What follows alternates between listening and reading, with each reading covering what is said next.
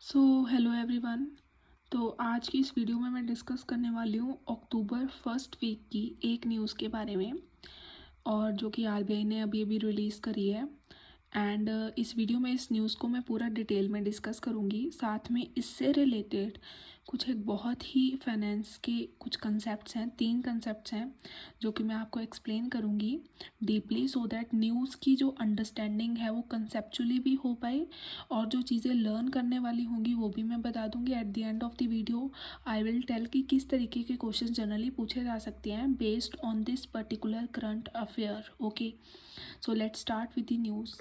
जो news latest आई है that is about that RBI eases rules on bank overseas perpetual डेप्ट, tweak rules for the SPL. Okay, so यहाँ पे इन्होंने क्या बोला है कि आरबीआई हमें पता है कि आरबीआई जो है, दिस आरबीआई ये बैंक्स का भी बैंक है, ठीक है ना। ये जो भी बैंक्स होते हैं उनको रूल्स और रेगुलेशन जो किस तरीके से वो ऑपरेट करेंगे वो ये आरबीआई डिसाइड करता है। तो एक ही ऑर्गेनाइजेशन की यहाँ पे बात हो रही है जिसके बारे में हमें पता होना चाहिए, reserve bank of India. Reserve bank of India के जो गवर्नर है दैट इज़ संजय मल्होत्रा। 1935 में ये बैंक एस्टाब्लिश हुआ था, और इसका जो हेडक्वार्टर है that is in Mumbai. Okay, तो यहाँ पे आपके सामने एक टर्म यूज़ हुई है दैट इज़ ओवरसीज परप्यूचुअल डेप्ट। इसको एक्सप्लेन करूँगी। आफ्टर दैट इसी से रिलेटेड 2 टर्म्स और हैं that is the risk weightage assets, and the third one is about differences between the scheduled commercial bank, scheduled finance bank, payment bank and RRBs. Okay, तो explain करने से पहले just I want to tell, first perpetual bond explain करने से पहले आई want to tell कि जो banks होते हैं, बैंक्स जो होते हैं इनके पास पैसा कैसे आता है। एक तो पैसा हम डिपॉजिटर्स जो होते हैं, मैंने खाता खुलवाया, खाता खुलवा के उसमें पैसा जमा कर दिया, ठीक है। दूसरा पैसा कैसे आए, कौन से वाला होगा, दूसरा पैसा होगा बैंक का वो जो वो प्रॉफिट में कमा रहा है। प्रॉफिट में बैंक कैसे कमा रहा है, बैंक लोन्स देता है लोगों को, लोन देने पे जो इंटरेस्ट आता है वो बैंक का होता है प्रॉफिट।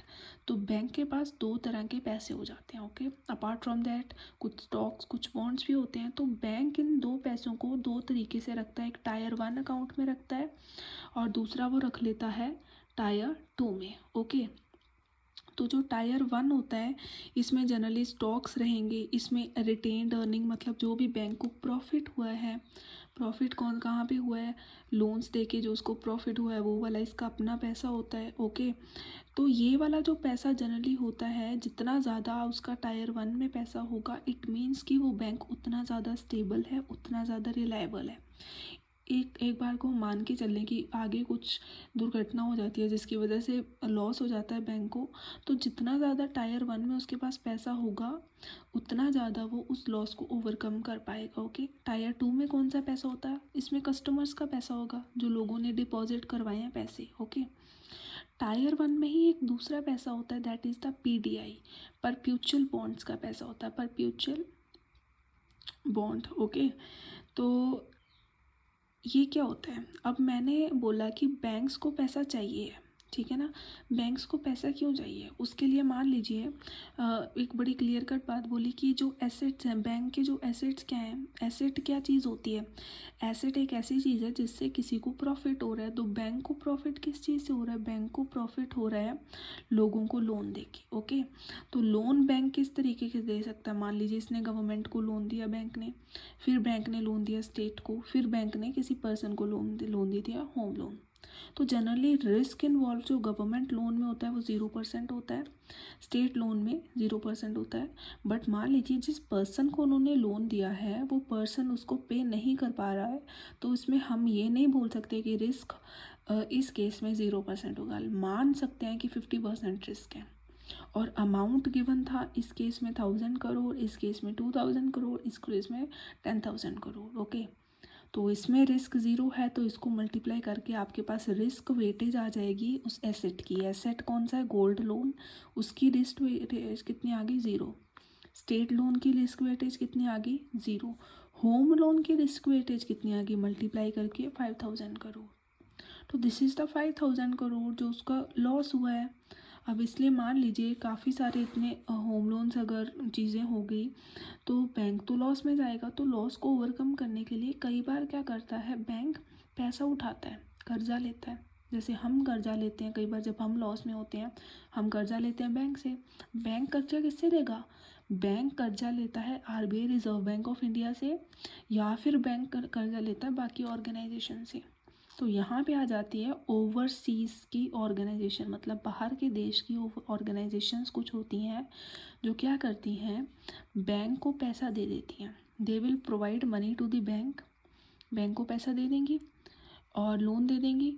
लोन के बदले वो, जैसे मान लीजिए 1000 करोड़ का लोन बैंक को दे दिया किसी अमेरिका की ऑर्गेनाइजेशन में, बट उस कॉन्ट्रैक्ट में वो ऑर्गेनाइजेशन ये बोलेगी कि आप 1000 करोड़ अपने पास ही रखो, हमें ये प्रिंसिपल अमाउंट जो हमने आपको दिया हमें कभी नहीं चाहिए, ये अपने पास रखो, हमें या आप इसके ऊपर इंटरेस्ट देते रहो लाइफ टाइम तक। इट मीन्स बैंक को उस अमेरिका वाली ऑर्गेनाइजेशन को इंटरेस्ट पे करना पड़ेगा लाइफ टाइम, उस जब तक वो ऑर्गेनाइजेशन है, जनरेशन आफ्टर जनरेशन, जब तक ऑर्गेनाइजेशन का लाइफ टाइम है तब तक ये बैंक उसको इंटरेस्ट पे करेगा। ओके, सो ये वाला इस तरीके के जो डेप्ट होते हैं, इस तरीके के जो कर्जे जिनमें कि प्रिंसिपल को कभी रिटर्न नहीं किया जाता है बट इंटरेस्ट हमेशा रिसीव करता है देने वाला लोन, उसको बोला जाता है परप्यूचुअल बॉन्ड्स या परप्यूचुअल डेप्ट।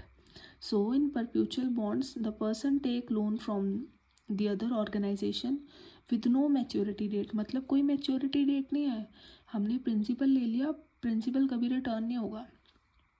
मीन्स लोन का प्रिंसिपल अमाउंट कभी रिटर्न नहीं होगा बट इंटरेस्ट बैंक ऑर्गेनाइजेशन को लाइफ टाइम पे करेगा। That's about the perpetual bond. तो अभी तक मैंने आपके सामने दो कंसेप्ट डिस्कस कर लिए हैं। The first one is the perpetual bond and the second concept that I discuss is risk weightage assets. Okay, तो अब परप्यूचुअल बॉन्ड, आप किसी भी ऑर्गेनाइजेशन से बैंक को कितना पैसा उठा सकता है, उसकी भी तो लिमिट होती है कि कितना पैसा उठाएगा।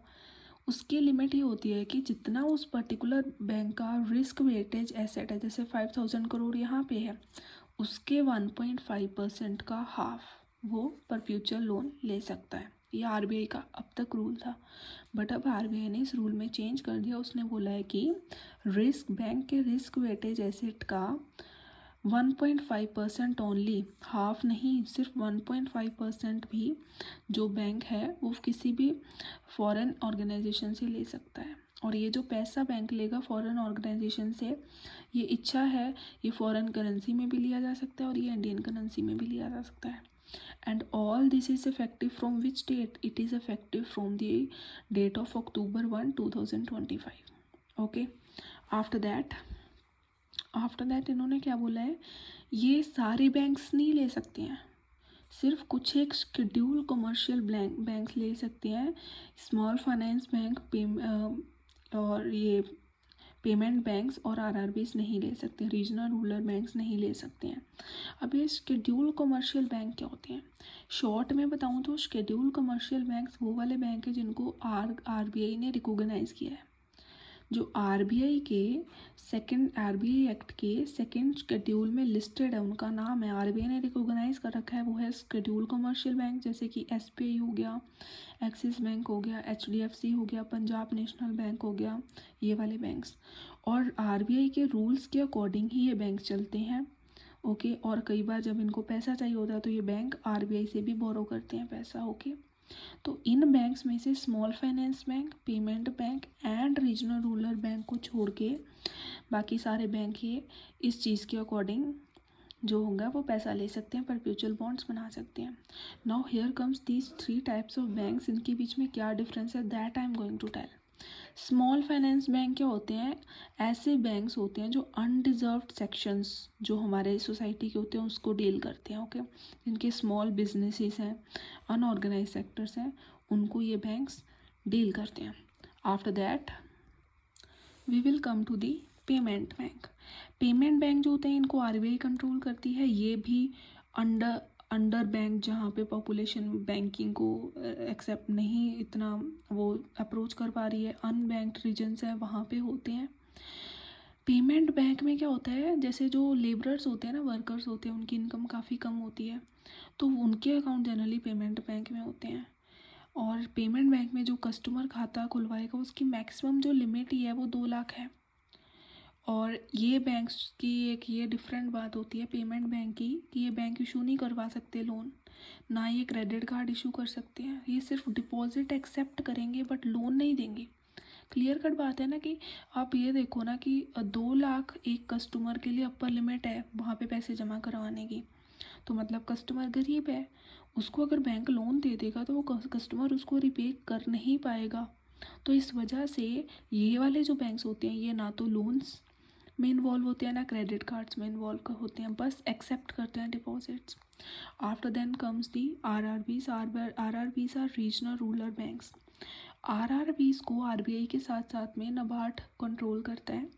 इनकी जो 50% ओनरशिप होती है वो सेंट्रल गवर्नमेंट के पास होती है, 15% इनकी ओनरशिप जो होती है वो स्टेट गवर्नमेंट के पास होती है, और बाकी की 35% स्पॉन्सर करते हैं, उनको स्पॉन्सर बैंक करता है। ओके, इनका मेन टारगेट क्या है? इनका मेन टारगेट है जितने भी रूरल और एग्रीकल्चरल डेवलपमेंट है उसको प्रमोट करना इन दी रूरल रीजन्स, उसकी डेवलपमेंट करवाना। ओके, तो ये चीज़ है। तो इस पूरी वीडियो में मैंने आपके साथ डिटेल में डिस्कस कर लिया है कि so I have discussed in detail कि आरबीआई ने जो रूल्स हैं, रूल्स में क्या क्या बदलाव लेके आया है परपेचुअल डेब्ट को लेके। बेसिकली जो कंसेप्ट हमने डिस्कस किए हैं वो 3 ही कंसेप्ट डीपली डिस्कस किए। एक तो बैंक्स डिस्कस किए, रिस्क वेटेड एसेट के बारे में डिस्कस किया, परपेचुअल बॉन्ड के बारे में डिस्कस किया। क्वेश्चन किस तरीके के आ सकते हैं? डायरेक्ट पूछ लेगा भाई ऑर्गेनाइजेशन आरबीआई है, उसके गवर्नर का नेम संजय मल्होत्रा, वो कब ऑर्गेनाइजेशन बनी थी? 1935 बॉम्बे में बनी थी। अब उन्होंने बोला है कि न्यू रूल के अकॉर्डिंग आपको कितना परपेचुअल लोन ले सकते हैं? न्यू रूल के अकॉर्डिंग 1.5% ऑफ आरबीआई लोन ले सकते हैं। ओके, आफ्टर दैट अनदर जो क्वेश्चन आ सकता है that is what is perpetual bonds, what is the risk weightage asset and the differences between these. तो आपको 4 ऑप्शन दे देंगे, शेड्यूल कमर्शियल बैंक दे देंगे, कोई भी स्मॉल फाइनेंस बैंक दे देंगे, पेमेंट बैंक दे देंगे और आरआरबी दे देंगे। इन चारों में से नेक्स्ट क्वेश्चन जो बनता है वो ये है, वो बोल देंगे कि बताओ इन चारों में से कौन सा है जो लोन इशू नहीं करता है? That is payment bank. इन चारों में से कौन सा है जो कि मैक्सिमम कस्टमर के अकाउंट में पैसा 2 लाख से ज़्यादा नहीं ले सकता? That is payment bank. अच्छा, और आपको क्या आएगा question? Next question that can possibly come over there is कि जो आरआरबीज हैं, सॉरी 4 ऑप्शंस दे देंगे, बोलेंगे कौन सा है जो कि गवर्नमेंट भी जिसको हैंडल कर रही है, जिसको स्टेट भी हैंडल कर रही है और स्पॉन्सर बैंक भी हैंडल कर रहा है, आरआरबी। कौन सा है जिसको नाबार्ड भी रेगुलेट करता है, RRB, regional rural bank. So these are the different type of questions that comes under the this particular news. I have discussed everything in detail. So in the next video I am going to discuss the other regulations जो अक्टूबर में RBI ने banks को लेके बनाई है. So that's it for this video. Thank you so much.